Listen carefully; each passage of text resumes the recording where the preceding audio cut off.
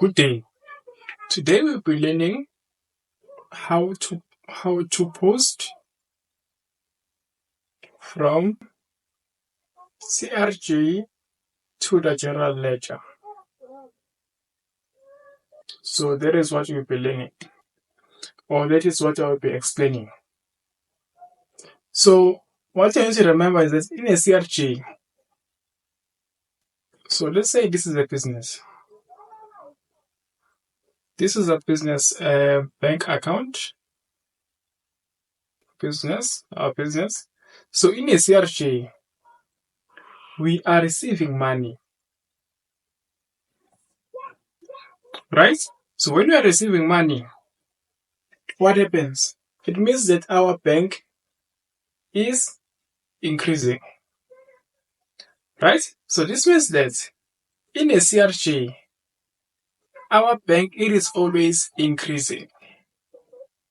Remember, the bank is an asset. So the bank has to increase on the debit side, CRJ.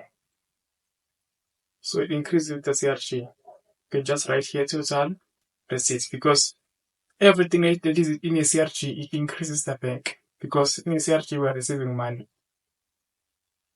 Right? Now, what does this mean? It means that when you are posting from CRJ, the bank must always be debited, because we are receiving money in a CRJ. So the bank must always be debited. And then I'm going to credit all other accounts. So all other accounts must be on the credit side, except for the cost of sales. Except for the cost of sales. Why is that? It is because the cost of sale, it is just the cost price of the goods, and it does not affect the bank. So the cost of sale, they only affect the trading stock. So when the business is selling the goods, what happens is that, in this case, CRJ, when the business is selling the goods for cash, the trading stock has to decrease. And remember, the trading stock is an asset, so it decreases on the credit side. The cost of sales, they must be debited, as the expense of the goods being sold is increasing, and it increases on the debit side. So this is how you're supposed to post when you're posting from CRJ. And then if you can check here, I wrote total receipt. Why is that? It is because when you are posting from CRJ, the column of the bank, you will be posting its total. So it is going to be the total of the CRJ, the total of the receipts. And then you're going to post all other accounts on the credit side. So for example, I can make an example of what? The rent. The rent income, we are receiving the rent.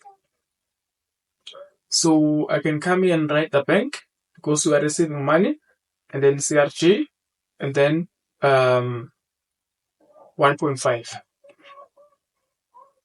Because of this rule, they say that when you are posting from CRJ, you debit all other accounts. When you are posting from CRJ, you debit the bank, then you credit all other accounts.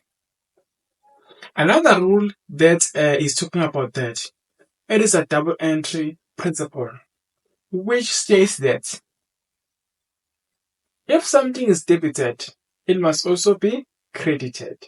So all the total receipts, they are debited, right? So it means that all other accounts, they must be credited separately with the same amount here. Not necessarily with the same amount, but they will be credited with their own amounts. Then that's when you total all of them, they can give you this total receipt. Okay?